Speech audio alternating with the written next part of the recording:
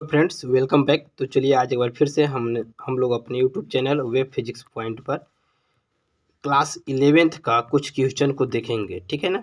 क्योंकि अभी फ़िलहाल में आप लोग का एग्ज़ाम होने वाला भी है। तो आई होप जहाँ तक हमारा अनुभव है इस क्वेश्चन से, इस वीडियो से आपको बहुत सारे क्वेश्चन देखने को मिलेंगे।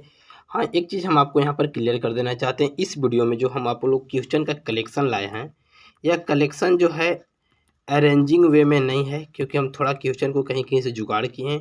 तो नंबरिंग में आपको प्रॉब्लम होगा, बट क्वेश्चन का जो लेवल है ना वो अच्छा है, हाई लेवल का है। आप लोग वीडियो को लास्ट तक ज़रूर देखिएगा और एक बार उसके बाद आप कमेंट ज़रूर कीजिएगा कि वीडियो कैसा है और किस प्रकार के आप लोग को और चाहिए।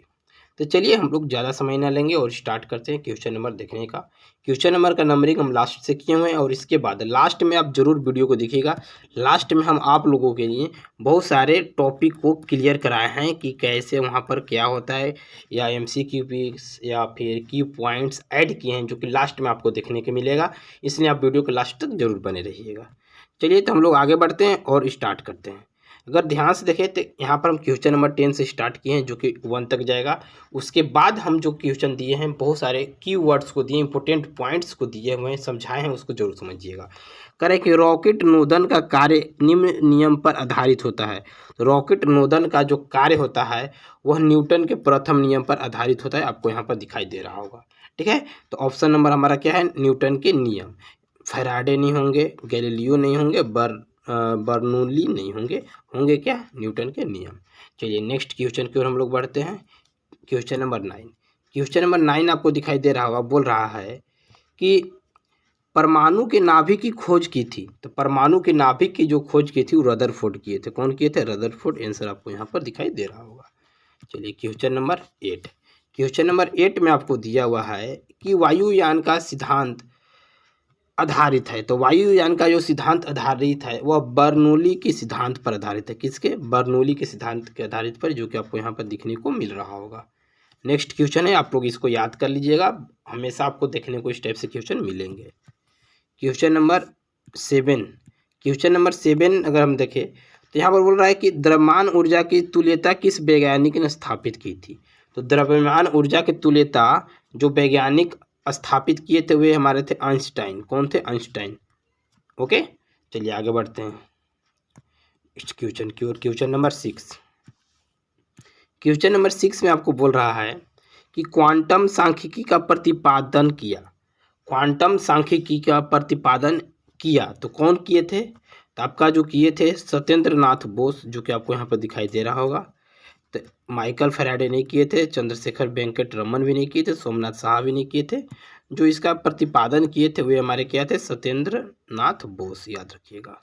चलिए नेक्स्ट क्वेश्चन नंबर 5। शायद क्वेश्चन नंबर 5 आगे मिलेगा, पहले 4 अरेंजिंग हो चुका है, देख लीजिए, उसके बाद 5 देखेंगे हम लोग। क्वेश्चन नंबर 5 में आपको बोल रहा, 4 में बोल रहा है कि ग्रहों के गति संबंधी नियम का प्रतिपादन किया गया था। तो ग्रहों के गति संबंधी जो नियम का प्रतिपादन किया गया था वह केपलर साहब किए थे। कौन किए थे, केपलर किए थे। चलिए नेक्स्ट क्वेश्चन, क्वेश्चन नंबर 5, जो कि हम बोल रहे थे कि अरेंजिंग थोड़ा गलत हो चुका है। क्वेश्चन नंबर 5 में बोल रहा है कि प्रकृति में पाया जाने वाला सबसे अधिक निर्बल बल कौन है। तो प्रकृति में पाया जाने वाला सबसे निर्बल बल जो हमारा है गुरुत्वाकर्षण बल है। कौन है, गुरुत्वाकर्षण बल, याद रखिएगा। चलिए नेक्स्ट आगे बढ़ते हैं हम लोग। क्वेश्चन नंबर 3 में आपको बोल रहा है कि प्रबल नाभिकीय बल, क्या कह रहा है, प्रबल नाभिकीय बल विद्युत चुंबकीय बलों की अपेक्षा होता है, कितना गुना होता है, तो यह 100 गुना प्रबल होता है। किसके गुना 100 गुना प्रबल होता है, तो विद्युत चुंबकीय बलों की अपेक्षा जो हमारा नाभिकीय बल होते हैं कितना टाइम्स होते हैं, 100 गुना होते हैं। चलिए नेक्स्ट क्वेश्चन की हम लोग बढ़ते हैं। नेक्स्ट क्वेश्चन हमारा क्वेश्चन नंबर जो MCQ था यहाँ पर लास्ट हुआ, ध्यान दीजिएगा।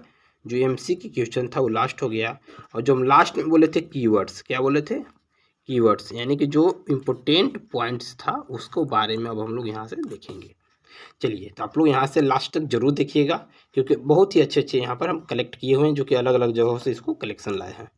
चलिए पहला नंबर अगर हम बात करें तो यहाँ पर आपको हेडिंग में दिखाई दे रहा होगा कार्य ऊर्जा और शक्ति नोट्स, यानी शक्ति नोट्स। इसलिए हम यहाँ पर हेडिंग में इसको रखवाए हैं क्योंकि इससे कुछ कुछ ऐसे पॉइंट्स हैं ना जो कि ज़्यादातर हम लोग के लिए यूजफुल होते हैं। तो चलिए उसको हम लोग समझते हैं। अगर ध्यान से देखें तो इसमें बोला जा रहा है कि इस अध्याय में बहुत सी ऐसी छोटी छोटी घटनाएं हैं जिन पर बहुविकल्पीय प्रश्न बनते हैं, उनमें से कुछ बिंदु नीचे दर्शाए गए हैं। तो कौन कौन पॉइंट से, चलिए उसको हम लोग देखते हैं। यहाँ पर दिखाई दे रहा होगा पॉइंट नंबर 1 में कि कार्य ऊर्जा का प्रमेय न्यूटन की गति का प्रथम नियम का समाकलन रूप है। किसका समाकलन रूप है? जो हमारा कार्य ऊर्जा का यानी कार्य ऊर्जा प्रमेय जो है किसका समाकलन रूप है? तो न्यूटन की गति के प्रथम नियम का समाकलन रूप क्या है? तो कार्य ऊर्जा। याद रखिएगा, क्वेश्चन कैसे पूछेगा आपको? क्वेश्चन पूछ सकता है कि न्यूटन के गति के का प्रथम नियम का समाकलन रूप क्या है? तो कार्य ऊर्जा। क्वेश्चन पूछेगा कि 1 जूल में कितने अर्घ होते हैं? तो 10 के पावर 7 अर्घ होते हैं। क्वेश्चन पूछेगा कि किसी पिंड का संवेग दोगुना करने पर उसकी गतिज ऊर्जा में कितना बढ़ोतरी होगा? तो 4 गुना होगा। कितना होगा? 4 गुना होगा। आगे पूछ सकता है कि शक्ति का सीजीएस प्रणाली में मात्रक अर्घ पर सेकेंड होता है।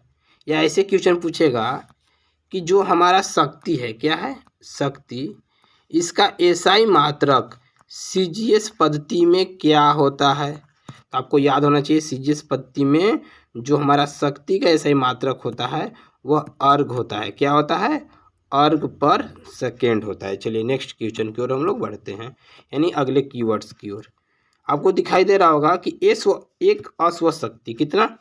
एक अस्वस्थ शक्ति कितने बराबर होते हैं? तो 746 वाट के बराबर होते हैं। ये सभी जरूर आप लोग याद कर लीजिएगा, ठीक है ना। आगे कह रहा है कि 1 किलोवाट घंटा में कितना जूल होते हैं?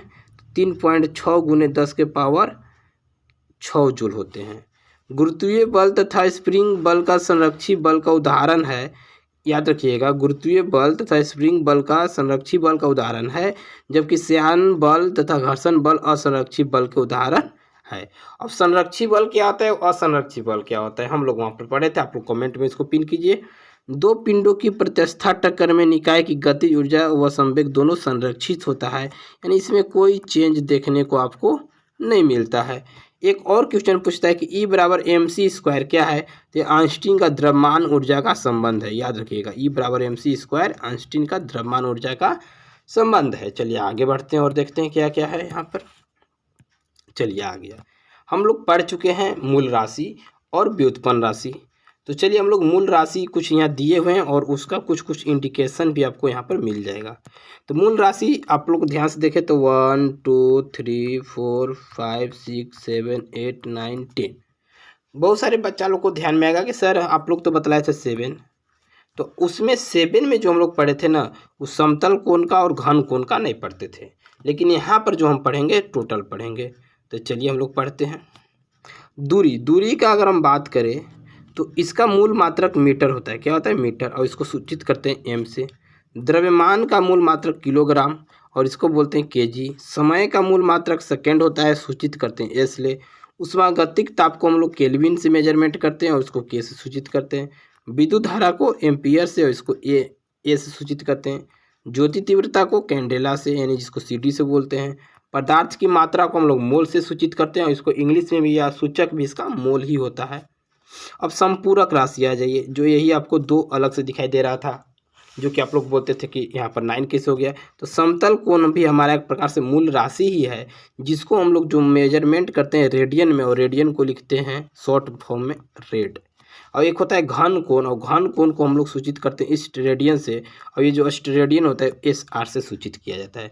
इसको आप लोग जरूर याद कर लीजिएगा, यहाँ से आप लोग को क्वेश्चन देखने को मिलेगा एग्जाम में। चलिए आगे बढ़ते हैं हम लोग। आगे अगर ध्यान से देखें तो और अच्छा पॉइंट्स आपको लिए हैं मात्रक और मापन नोट्स से। कहाँ से लिए हैं? मात्रक और मापन नोट्स से। ये क्या कह रहा है कि कार्य का मात्रक जूल के अतिरिक्त न्यूटन मीटर भी होता है, जो कि हम बतलाए थे। क्या कह रहा है कि कार्य का मात्रक तो होता ही है जूल। क्या होता है? जूल होता है, लेकिन जूल के अतिरिक्त अगर कोई और ऐसा ही मात्रक होता है तो वह होता है न्यूटन मीटर। क्या होता है? Newton metre. चलिए आगे बढ़ते हैं उसी प्रकार से। आगे कह रहा है कि जूल का मान मूल मात्रकों के पदों में, जूल का मान मूल मात्रकों के पदों में क्या होता है? तो किलोग्राम मीटर स्क्वायर पर सेकेंड स्क्वायर होता है। अगर हम बात करें तो आज के ऑफलाइन क्लास में इसके बारे में हम लोग वर्णन किए थे, आप लोग ध्यान से देखिएगा। और क्या क्वेश्चन पूछता है कि 1 माइक्रोन कितने बराबर होता है? तो 10 के पावर 6 मीटर के बराबर। याद रखिएगा माइक्रोन है, नॉट माइक्रो। माइक्रोन को जो हम लोग सूचित करते हैं इस प्रकार से करते हैं। और एक एंगस्ट्रॉन कितने बराबर होते हैं, तो 10 के पावर 10 मीटर के बराबर होते हैं। एक एम्पियर विद्युत धारा का एसआई मात्रक होता है, अर्थात यानी कि जो हमारा विद्युत धारा है, विद्युत धारा का एसआई मात्रक क्या होता है, एम्पियर। एसआई पद्धति में मूल मात्रकों की संख्या 7 है। कितना है, 7 है। हम पहले भी बतलाए थे, जो हमारा एसआई पद्धति है, एसआई सिस्टम है, इसमें टोटल कितने संख्या है, 7, याद रखिएगा। और 7 कौन कौन है, पीछे भी हम जो ग्राफ के हेल्प से समझे थे वही हमारे होते हैं। चलिए आगे फिर बोल रहा है कि त्वरण का एसआई मात्रक क्या होता है, मीटर पर सेकंड स्क्वायर होते हैं, तो सभी को मालूम होगा। बल एक सदिश राशि है, याद रखिएगा, जबकि कार्य एक अदिश राशि है। विस्थापन एक सदिश राशि है, जबकि दूरी एक सदिश राशि है। आवृत्ति की इकाई हर्ट्ज होती है, इसको कहीं कहीं चिपका देता है क्वेश्चन को, पूछ देता है। लेंस की क्षमता का मात्रक क्या होता है, डायोप्टर होता है। ये सभी बिंदुओं को आपको क्या कर लेना है, याद कर लेना है। चलिए अभी लास्ट नहीं हुआ, अभी तो मेन और बचा हुआ है। क्या बचा हुआ है देखते हैं आगे। देखिए आपको अब यहाँ पर दिखाई दे रहा होगा, ये सबसे मेन पॉइंट्स आपको देखने को मिलेगा। क्यों, क्योंकि इसको न्यूमेरिकल में भी उपयोग है, एमसीक्यू भी में है। एम नज़र आएगा तो उसको बोलना है मिली। अब 1 मिली बराबर 10⁻³ माइक्रो को हम लोग इस प्रकार से यू से सूचित करते हैं, और इसी को हम लोग कहीं इस प्रकार से यू को दिखाते हैं। तो माइक्रो में 10⁻⁻6। ये नैनो है, नैनो में 10⁻⁻9 होता है। ये पिको है, पिको में 10⁻12 होता है। और फेमटो में 10⁻15 और एटो में 10⁻18 होता है, याद रखिएगा। बढ़ते जाता है 3, 3, 6, 3, 9, 3, 12, 3, 15, 3, 3 ऐड होते जाता है। चलिए ठीक है, यहाँ तक किसी को कोई दिक्कत नहीं होना चाहिए। आगे बढ़ते हैं। यहाँ अगर हम ध्यान से देखें तो दे रहा है कि एक प्रकाश वर्ष कितने बराबर कितना होता है, तो 9.46 × 10⁵ मीटर होता है, याद कर लीजिएगा। 1 वाट बराबर होता है 10⁷ अर्घ पर सेकंड के बराबर। एक अश्व शक्ति 746 वाट के बराबर होता है। और एक बार जो होता है 10⁵ न्यूटन के बराबर होता है। और एक BTHU यानी अभी क्या होता है, आपको इसको फुल फॉर्म कमेंट में बतलाना है, हम बतलाएंगे नहीं आप लोगों को। आप लोगों को क्या करना है, कमेंट में बतलाना है। लेकिन ये जो बराबर होता है 252 कैलोरी के बराबर होता है।